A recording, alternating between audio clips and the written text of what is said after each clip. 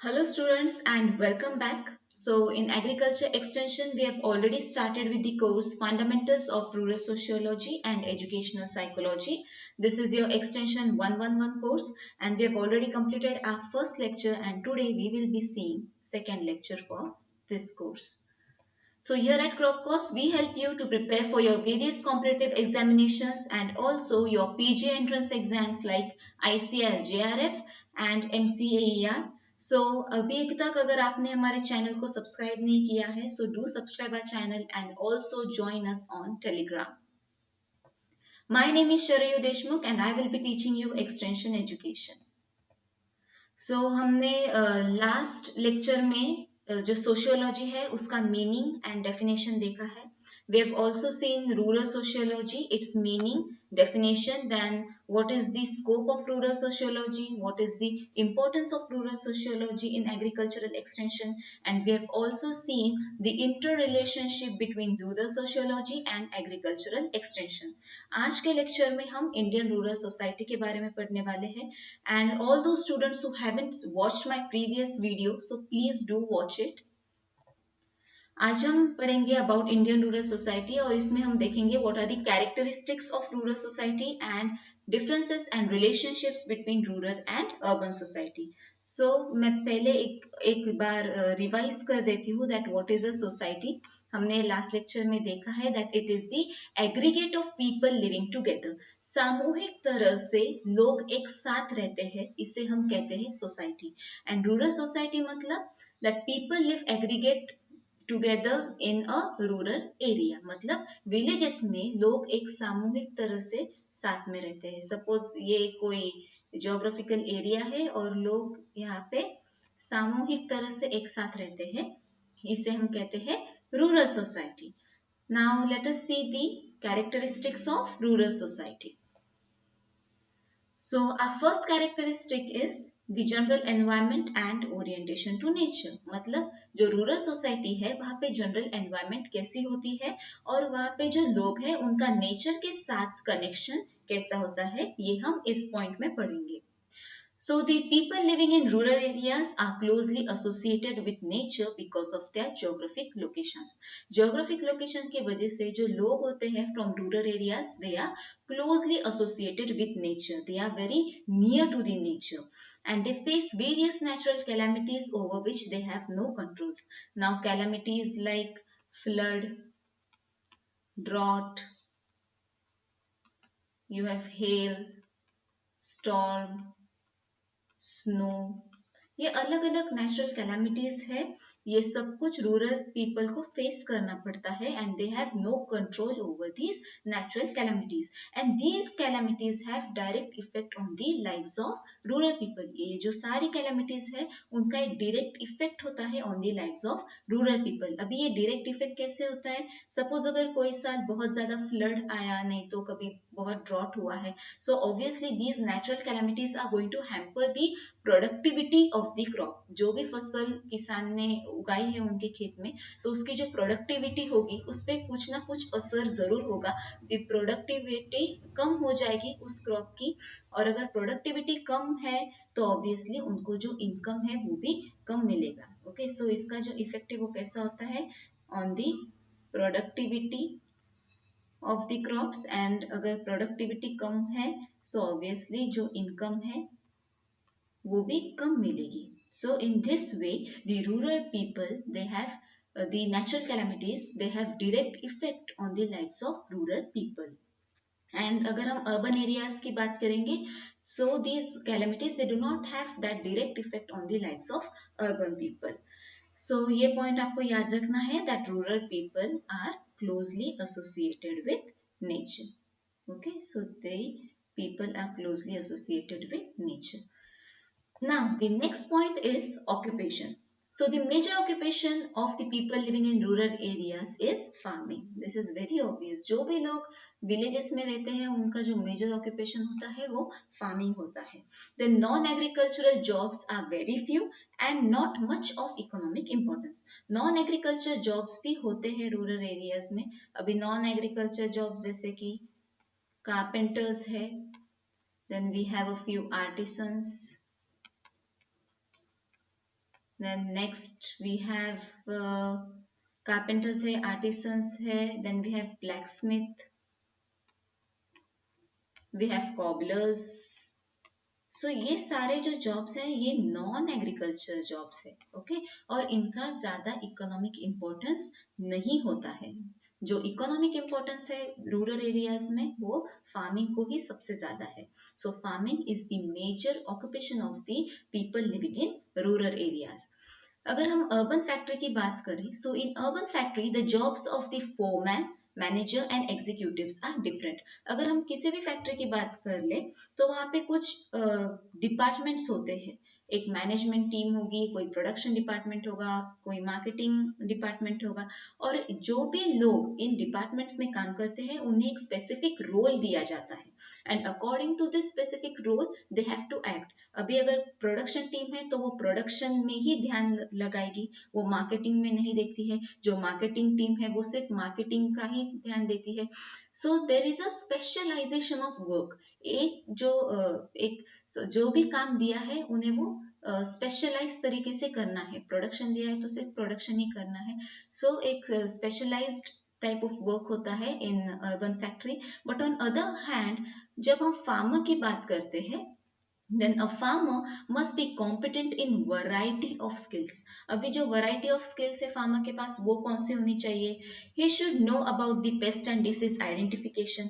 फिर वो pest and disease को आपने कैसे कंट्रोल करना है, सॉइल के बारे में मालूम होना चाहिए, न्यूट्रिशन मैनेजमेंट के बारे में मालूम होना चाहिए, फिर इकोनॉमिक नॉलेज भी होना चाहिए, जैसे कि मार्केटिंग कब करनी है प्रोड्यूस की, कहाँ करनी है, प्रोड्यूस डिस्ट्रीब्यूट कैसे करना है। सो ऐसे जो वैरायटी ऑफ स्किल्स है ये एक फार्मर के पास होनी चाहिए। सो फार्मर के पास सिर्फ स्पेशलाइज नॉलेज नहीं होता है, but there is a wide area of specialization. बहुत सारा वाइड एरिया में फार्मर के पास नॉलेज होता है, okay, as compare to the urban workers. Next is the density of population and size of community. Rural communities are smaller as compared to urban communities. जो rural communities है उन वहाँ वो बहुत small होती है as compared to the urban communities. Rural area में जो population भी होती है वो बहुत कम होती है as compared to the urban areas. Urban areas में population बहुत ज़्यादा होती है. So this is very important.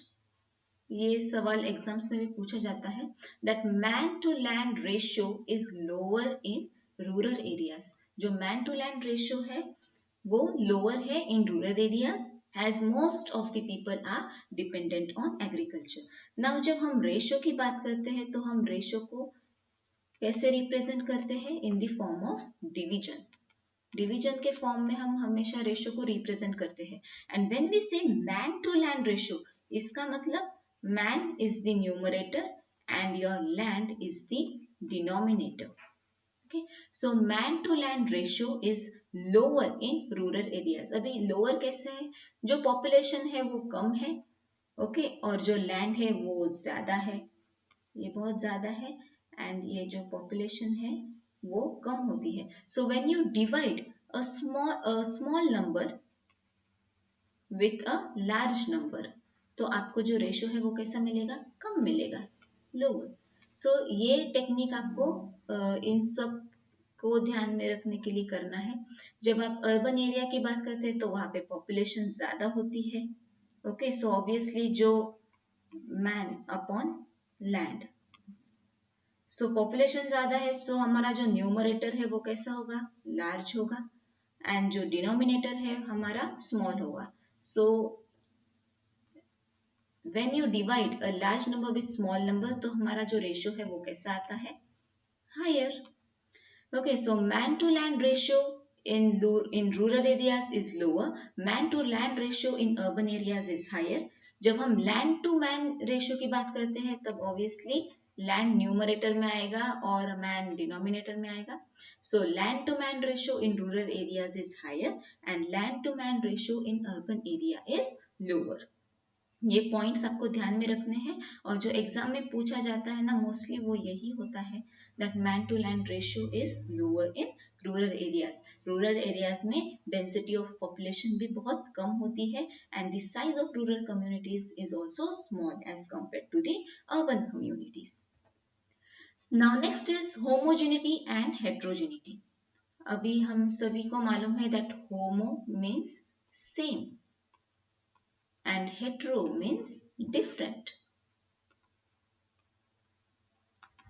So rural people are more homogeneous in nature. जो रूरल पीपल होते हैं वो बहुत ज्यादा होमोजीनियस होते हैं in nature. Usually they speak same language, उनका कल्चर, उनके जो व्यूज है, उनका ऑक्यूपेशन, उनके इंटरेस्ट, उनका पैटर्न ऑफ बिहेवियर सब कुछ सेम होता है। So we say that they are homogeneous in nature।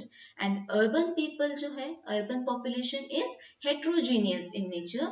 Okay because यहाँ पे वैरायटी ऑफ कल्चर हमें मिलता है, फिर लोगों के जो इंटरेस्ट है वो भी अलग अलग होते हैं, then they practice different kinds of occupation, उनका जो पैटर्न ऑफ बिहेवियर है वो अलग अलग होता है, including their languages different, religions different होते हैं, कास्ट अलग है, क्लासेस अलग है। So there is lot of heterogeneity in urban area. और रूरल एरिया में कैसे होते हैं लोग, the population is homogeneous in nature.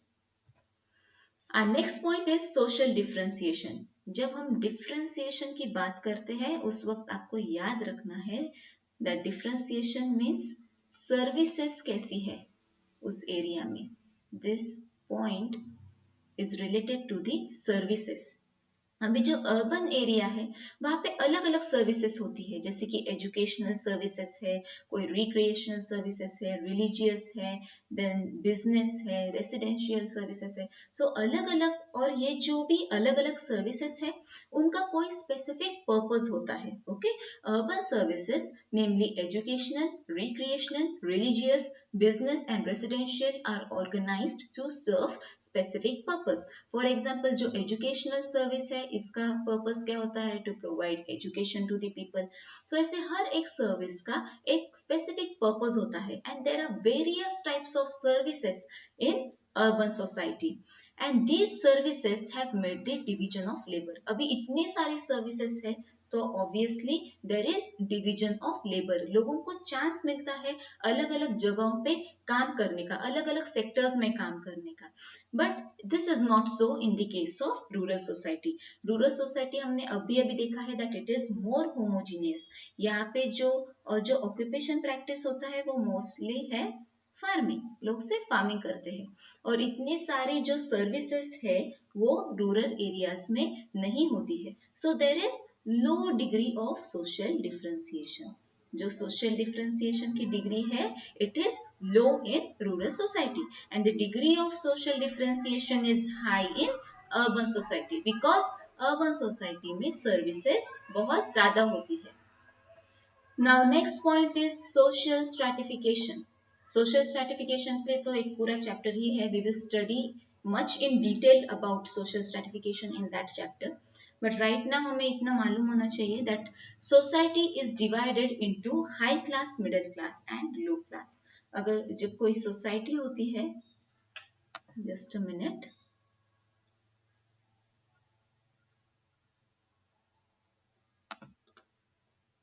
Okay, so कोई सोसाइटी होती है, it is divided into high class, ये होता है हमारा high class, this is our middle class and this is our low class. So society is divided into high class, middle class and low class. The gap between strata मतलब ये पहले हमें समझ में आना चाहिए, stratification। Okay, so strata मतलब क्या होता है, layers होते हैं। Strata means layers। So society अलग अलग stratas में divided है, मतलब अलग अलग layers में divide की गई है। Okay, so the gap between high and low class, जो gap है high and low class में in the urban areas is the gap between high and low class is more in urban areas।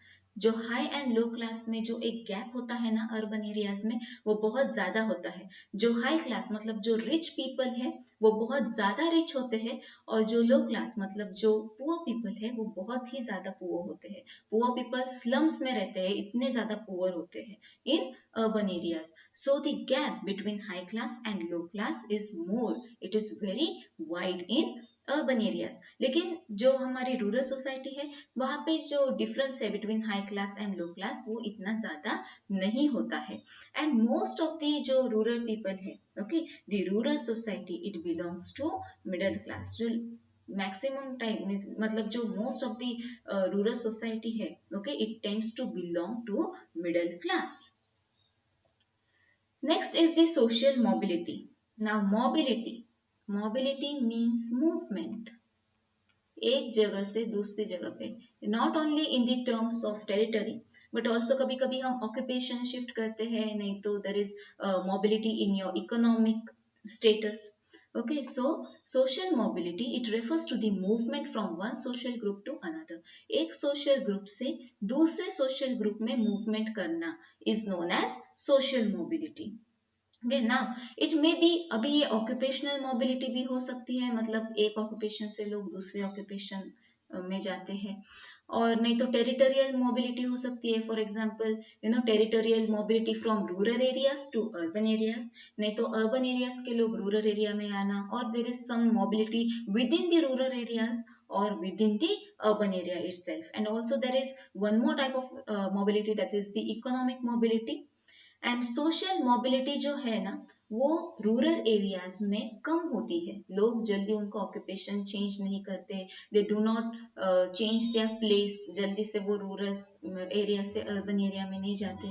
So the and also economic mobility is low. So overall जब अगर हम देखें तो rural areas में जो social mobility होती है वो कम होती है।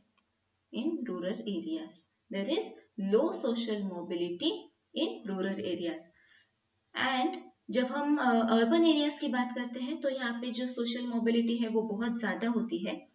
लेकिन जब हम एम्प्लॉयमेंट सर्च की बात करते हैं उस वक्त जो रूरल एरिया है वहां पे सोशल मोबिलिटी बहुत ज्यादा होती है, बिकॉज जो यूथ है, that is the youth people from the rural areas वो अर्बन एरियाज में बहुत ज्यादा जाते हैं in search of employment. Okay, so social mobility is more from rural areas to urban areas in search of employment. जब हम employment की बात करते हैं उस वक्त सोशल मोबिलिटी रूरल एरियाज में ज्यादा होती है।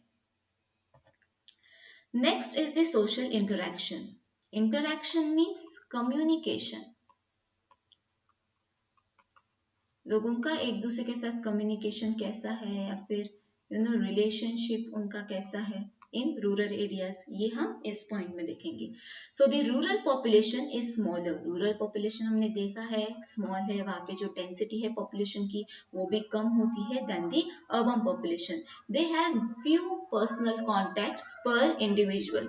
पर इंडिविजुअल जो कॉन्टैक्ट्स है वो बहुत ज्यादा कम होते हैं। These people they have informal relationship with each other. Okay, ये लोगों का जो रिलेशनशिप है एक दूसरे के साथ वो इनफॉर्मल होता है, बहुत पर्सनल होता है, and people are in face to face contact with each other.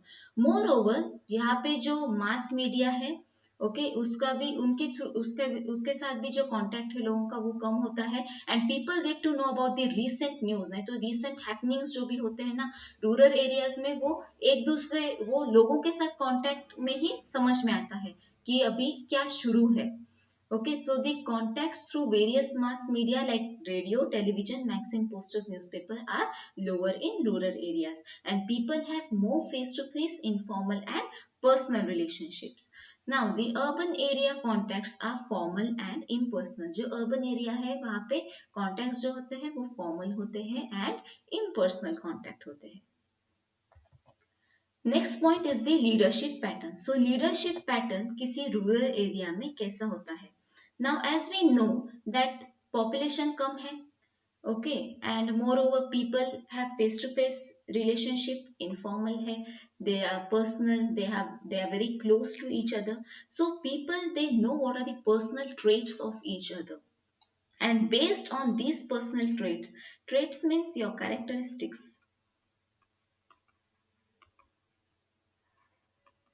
So based on the personal characteristics, the leaders are chosen in rural areas. आपने आपके जो पर्सनल कैरेक्टरिस्टिक्स है वो कैसे है, उसके बेसिस पे रूरल एरिया में कोई लीडर का सिलेक्शन होता है। And leadership in urban areas is more impersonal. Urban areas में क्या होता है, कोई एक सर्टन सिलेक्शन प्रोसीजर होती है, वो फॉलो करके ही एक लीडर को चूज किया जाता है। Next point is the social control. अभी जो सोशल कंट्रोल है वो क्यों होना चाहिए? To avoid the misbehaviour of the people. Misbehave नहीं करना चाहिए लोगों ने। They should follow the rules and regulations properly, they should live properly in a society. इसलिए एक सोशल कंट्रोल होना बहुत जरूरी है। So informal social pressure acts more as means of social control in rural areas due to personal and informal contact. अभी rural areas में क्या होता है ना, पर्सनल कॉन्टैक्ट से, इनफॉर्मल कॉन्टैक्ट से, सो अपने आप एक इनफॉर्मल सोशल प्रेशर बिल्ड होता है on the people living in rural areas and they do not misbehave. Okay, so यहाँ पे जो सोशल कंट्रोल है वो कैसे होता है? ओके, इनफॉर्मली होता है। इनफॉर्मली ऑटोमेटिक एक सोशल प्रेशर बना रहता है in rural areas, but urban areas में ऐसा नहीं होता because people they don't have personal and informal contact with each other. Rather people का जो कांटेक्ट है वो फॉर्मल होता है और वो काफी इम्पर्सनल होता है। सो कुछ इनफॉर्मल तरीके से सोशल प्रेशर नहीं होता लोगों पे। दैट इज वाई कुछ लॉज दिए गए हैं and there are prescribed rules and regulations, वो लोगों को फॉलो करने पड़ते हैं in urban areas. And if you violate this rules, अगर आपने रूल्स एंड रेगुलेशंस तोड़ दिए तो यू विल हैव टू पे सम पेनल्टी, इसके लिए आपको कुछ सजा भी मिल सकती है। So by formal means and by impersonal means urban area में सोशल कंट्रोल होता है। Next point is social solidarity. Now solidarity means unity. अच्छा, so in rural areas more informal social relationship is observed. Relationship जो है rural areas में हमने देखा है कि वो इनफॉर्मल है, लोगों का फेस टू फेस कांटेक्ट होता है एक दूसरे के साथ। Okay, and there is some similarity in occupation, सब लोग यूजुअली फार्मिंग ही करते हैं, so there is similarity in occupation. जो अंडरस्टैंडिंग है लोगों की उसमें सिमिलैरिटी होती है। Then people face same kind of experiences, they go through same kind of experiences, they have common objectives. So बहुत फिर उनकी जो इंटरेस्ट है वो भी कॉमन होते हैं, उनका पैटर्न ऑफ बिहेवियर कॉमन होता है। सो बहुत सारी चीजें कॉमन होने की वजह से there is more social solidarity in rural areas. मतलब जो यूनिटी है वो रूरल एरियाज में बहुत ज्यादा होती है because there are various similarities in these people. लेकिन जब हम अर्बन एरिया की बात करते हैं तो वहां पे भी यूनिटी होती है, ऐसा नहीं है कि यूनिटी नहीं है, लेकिन जो कॉन्टेक्ट है वो इम्पर्सनल है और स्ट्रिक्टली फॉर्मल रिलेशनशिप्स होती है यहाँ पे। सो इसलिए जो यूनिटी है वो कंपैरेटिवली कम होती है। That is the social solidarity is comparatively less in urban areas as compare to the rural areas. Now next point is the standard of living. So standard of living कैसा होता है? Rural area में standard of living is comparatively low, okay, then the people living in urban areas. मतलब क्या? Standard of living का meaning है यहाँ पे कि जो एजुकेशनल स्टैंडर्ड है, ओके, या फिर पॉलिटिकल है, या फिर इकोनॉमिक्स है। स्पेशली इकोनॉमिकली भी जो है, जो लोगों का स्टैंडर्ड कम होता है in rural areas as compare to the urban areas. Now let us see the differences and relationship between rural and urban societies. So here are few parameters given और इन parameters के basis पे हम differences and relationships देखेंगे between rural and urban society. So the first parameter is occupation. हमने अभी देखा है that rural society में the people are engaged in agriculture. In urban society people are engaged in non-agricultural activities. जो non-agricultural activities है वो urban society में बहुत ज़्यादा होती है and people are engaged in agriculture in rural society. Now the next parameter is environment. People living in rural society have direct relationship with nature. These people are very close to the nature and have direct relationship. लेकिन जो urban society है, the people living in urban society, they are isolated from nature. Now next parameter is weather and season. In rural society, the weather and season parameter is very important for the people. लेकिन urban society में the weather and season parameter is not so important. Then the size of community in rural area is small and the density of population is also low. But in urban areas, the size of community is medium to large. Medium to large size community होती है यहाँ पे, और जो density of population है वो भी बहुत ज़्यादा होता है. The next point is the homogeneity and heterogeneity of population. In rural society, the people are more homogeneous in nature. यहाँ पे जो communities है वो homogeneous होती है, and in urban society there is heterogeneity. The communities are heterogeneous. Now next point is the skills. Rural society में wide range of skills हमें मालूम होनी चाहिए. अभी जैसे मैंने बोला कि फार्मर्स के पास अलग अलग स्किल्स होनी चाहिए, like nutrition management, pest and disease identification, then pest and disease control के बारे में, देन इकोनॉमिक्स नॉलेज होना चाहिए. So wide range of skills होनी चाहिए रूरल पीपल में. और अर्बन सोसाइटी में जो रिक्वायरमेंट है that is for the specialise skill. Okay, कोई स्पेशलाइज डिपार्टमेंट का कुछ स्किल आपको होना चाहिए. Then rural society, these people are quite conservative and ज़्यादा traditions bound होते हैं. And in urban society, they are free from conservation and the tradition. Now next point is the social stratification. जो stratification है rural society में वो ज़्यादा change नहीं होता है. The rural people, they generally tend to belong to the middle class. Generally वो लोग middle class होते हैं, और जो difference है between high and low class, it is less. लेकिन जब हम अर्बन सोसाइटी की जब हम बात करते हैं, that time stratification can change. Okay, जो मिडिल क्लास है वो कभी भी हाई क्लास हो सकता है, जो लो क्लास है वो मिडिल क्लास हो सकता है. सो ये जो स्ट्रेटिफिकेशन है ये चेंजेस हो सकते हैं. एंड मोर ओवर जो डिफरेंस है between high class and low class, it is more. So the next parameters are social mobility. Social mobility में हमने देखा है दैट रूरल सोसाइटी में जो सोशल मोबिलिटी है वो कम होती है. There is lack of social mobility. लोग उनका ऑक्यूपेशन, रिलीजियन, पॉलिटिकल व्यूज वगैरह जल्दी चेंज नहीं करते हैं. But when we come to the employment point, तो in search of employment there is more social mobility in rural areas. जो rural areas के लोग हैं वो एम्प्लॉयमेंट सर्च करने के लिए अर्बन एरियाज में जाते हैं. And in urban society, there is lot of social mobility in every aspect. Then next point is the social interaction. लोगों का एक दूसरे के साथ interaction, relationship, communication वो कैसा है. Okay, so about social interaction, कम लोग होते हैं and there is personal relationship with each other. And in urban society, numerous and the relationship with each other, that is the interaction, is mostly impersonal. Now next point is the social differentiation. Differentiation का मैंने बताया था कि आपको ये point जब आएगा तब आपको services कौन कौन सी provide होती है, ये आपको ध्यान में आना चाहिए. So there is less differentiation in rural society because people are homogeneous. Homogeneous occupation होता है, सिर्फ farming ही करते हैं लोग, तो services भी कम है in rural society, so there is less differentiation, whereas in urban society जो differentiation है वो ज़्यादा होता है. Now next point is the social control. So the social control is done by informal and personal means in rural society. And urban society में क्या होता है, informal social control नहीं होता है, बल्कि कुछ rules and regulations होते हैं, laws होते हैं, और वो follow करके जो social control है वो किया जाता है.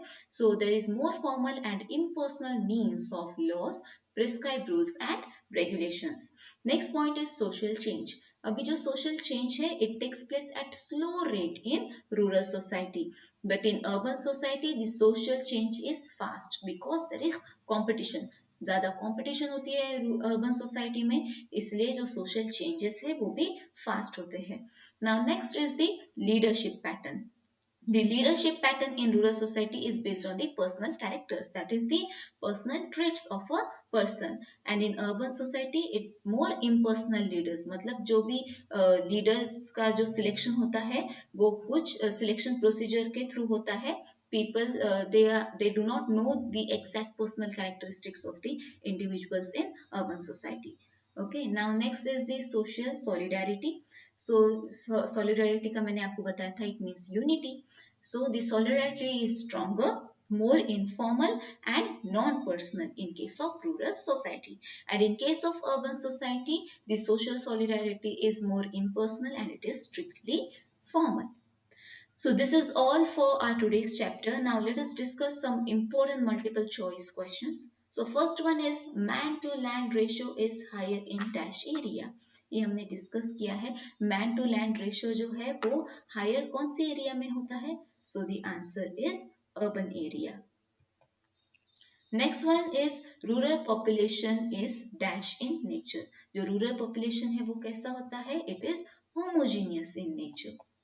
Third point is in rural society the leadership pattern is based on leadership. कौन लीडर होगा ये हम कैसे सिलेक्ट करते हैं in rural society? Through the personal traits of an individual. The next question is the density of population in rural areas is dash as compared to urban areas. This is very simple. जो density है population की rural areas की वो urban areas के comparatively low होती है, that is less. Next is the degree of social differentiation is more in dash area. जो degree of social differentiation है मतलब वहाँ पे सर्विसेज बहुत ज्यादा होगी तो लेबर डिवीजन ऑफ लेबर होगा, इसलिए जो डिग्री ऑफ सोशल डिफरेंशिएशन है वो भी ज्यादा होगी. तो ऐसा कौन से एरिया में होता है? इन urban areas. Next question is the gap between high and low class is more in dash society. कौन से सोसाइटी में जो गैप है between high and low class वो ज्यादा होता है? It is in urban society. Seventh question is dash phenomenon refers to the movement of individuals from one social group to another. So एक social group से another social group का में जाना वो जो phenomenon है it is known as social mobility. Now next is social change takes place at slow rate in dash area. कौन से एरिया में social change जो है वो बहुत slowly होता है? It is in rural area. Next is medium to large size communities are present in dash areas.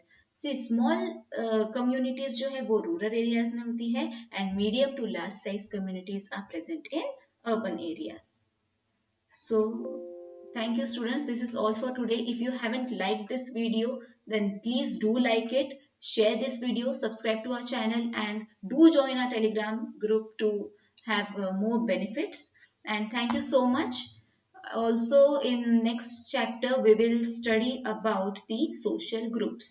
Okay, हमारा जो next chapter है वो social groups रहने वाला है. So thank you.